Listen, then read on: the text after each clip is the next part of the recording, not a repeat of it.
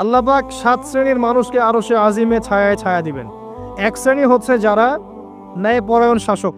যারা ন্যায়পরায়ণ শাসক হবে তাদের সামনে দুইটা গন্তব্য।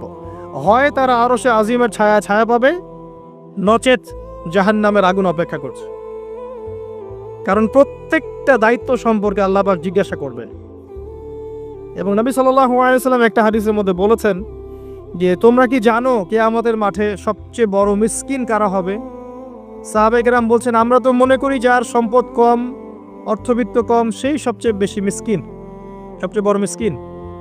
আল্লাহর নবী সাল্লাল্লাহু আলাইহি ওয়াসাল্লাম বলছেন, বরং প্রকৃত মিসকিন সে ব্যক্তি যে কিয়ামতের মাঠে নামাজ, রোজা, হজ, যাকাত আমলের নেকি নিয়ে উঠবে, পাহাড় সম নেকি নিয়ে উঠবে, কিন্তু অনেক পাওনাদার দাঁড়িয়ে থাকবে। কারো হক নষ্ট করেছে, কারো গীবত করেছে, কারো অপবাদ, কাউকে অপবাদ দিয়েছে, কাউকে অত্যাচার করেছে, সবাই দাঁড়িয়ে থাকবে। এদের হক আদায় না করা পর্যন্ত সে পুল সিরাত পার হতে পারবে না।